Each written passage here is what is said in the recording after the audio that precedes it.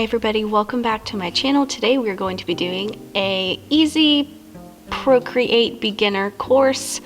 I guess that's what you can call it. I'm not going to be doing a voiceover for this video, which kind of makes me a little nervous. I'm sorry about the shakiness too, if the camera seems a little shaky.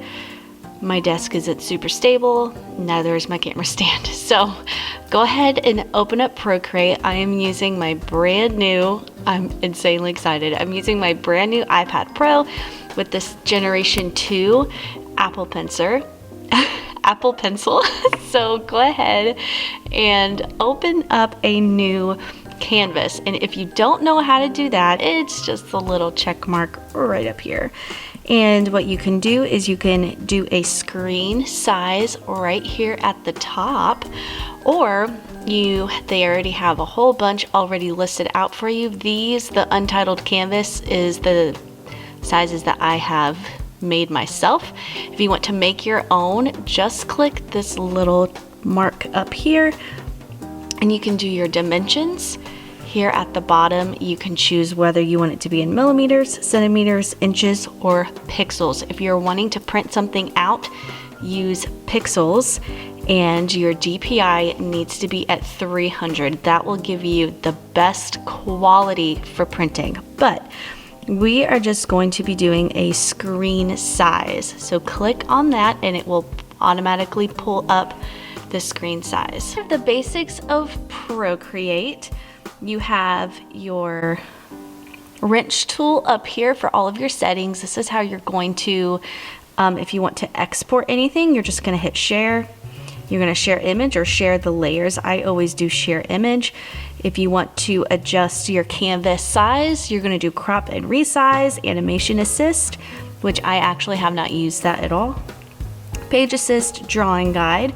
If you want a grid on your guide at all, you're just going to click that. It's going to automatically pull up a grid. And then if you want to make it smaller or bigger, edit drawing guide. You can change the opacity of it here, make it really dark so you can see, or hardly there. The thickness here, the grid size, really tight or really big. It really doesn't matter. And then if you want to do like a wreath or a drawing that you want both sides to be the exact same, you're gonna hit the drawing assist right here at the bottom. You can add a file, a photo, take a photo, or you can add text, which that's actually it comes in really handy. You can actually do a time-lapse replay of everything that you have done. So if you want to do a time-lapse maybe for social media, make sure you have the time-lapse recording on, and then when you're all done, you can hit the time-lapse replay or export time-lapse time-lapse video, I'm sorry. Prefs, light interface, this makes it the border here white or black. And that will also change everything from the front page where you have your gallery to everything else. Right hand interface, it brings everything over here if you're right-handed, but sometimes my hand will hit that, so I just have that turned off. Brush cursor, you can't see it, it has a little tiny dot so you can see where you're going. Everything else, I'm gonna be honest, I've never used. I'm not sure what any of that is. Okay, you have your layers right here at the top. Here you can change the background color, and I have already drawn on that, so so here you can add layers, as many layers as the canvas size will allow, and you look at all of that when you are creating your canvas. You can delete layers. When you duplicate a layer, it's automatically on top of the layer underneath it. So if you want to, let's just do an example. There's my messy everything. Let's say that you do the word hello and you want to do a cool drop shadow on it. So I'm actually going to pick let's do gel liner. And over here, I just adjust my size. I'm not doing very good here, so I'll just do hey or hello. You can see my light. Sorry guys. Okay, let's do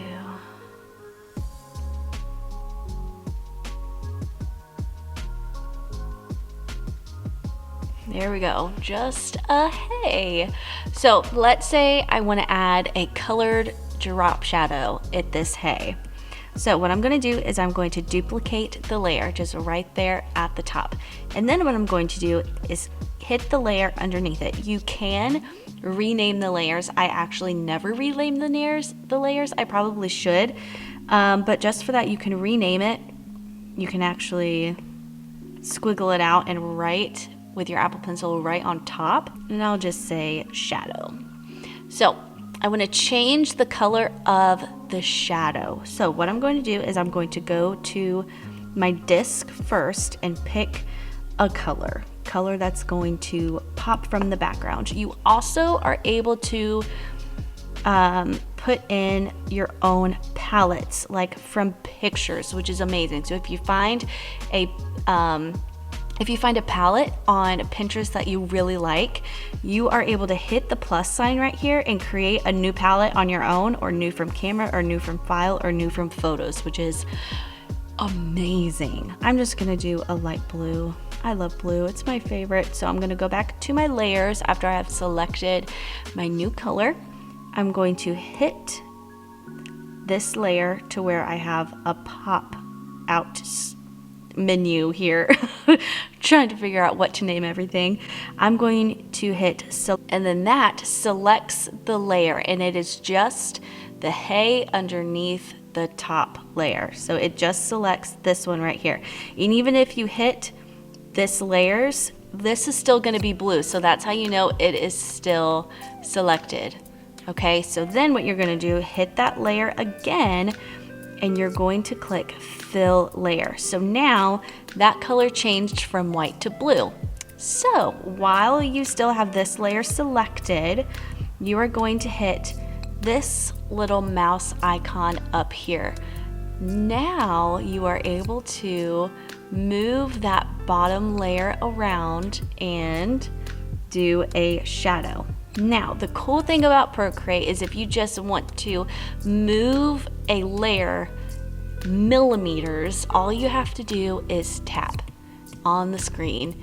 And if you can see, it is slowly moving. Hit it and there you go. And then if you tap up here, it's gonna move up, or tap it down, it's gonna move down. Whichever way you tap, that's where it's gonna be, which is really cool. So I like to kind of get it in the general area where I want, and then tap to make it a little more specific. There is your hay. We can zoom in. There's your hay with your shadow. So what you can also do is, because you see there's a space there, if you don't like this space, go to the same, hit your little paintbrush here, go to the same pen or pencil that you had, make sure you're still on that layer, and you can easily kind of just fill in that space if you don't like the black space. But unless, like right here, see, you can fill that in. Unless you're right up on it, it doesn't really bother me, but if it bothers you, feel free. And I will say with the gel liner pen, it is kind of a more, I guess, watercolory feel. So the cool thing with the canvases here on Procreate is that you can make it as small or as close as you want, which is pretty cool. And you can see all of the pixels here. But if you're here or you're super zoomed in and you just want the canvas to fit the whole screen of the iPad, I like to use these two fingers. You can use these fingers, doesn't matter, and you just, there you go. You kind of just pinch it and flick, and it'll automatically go right to the screen size.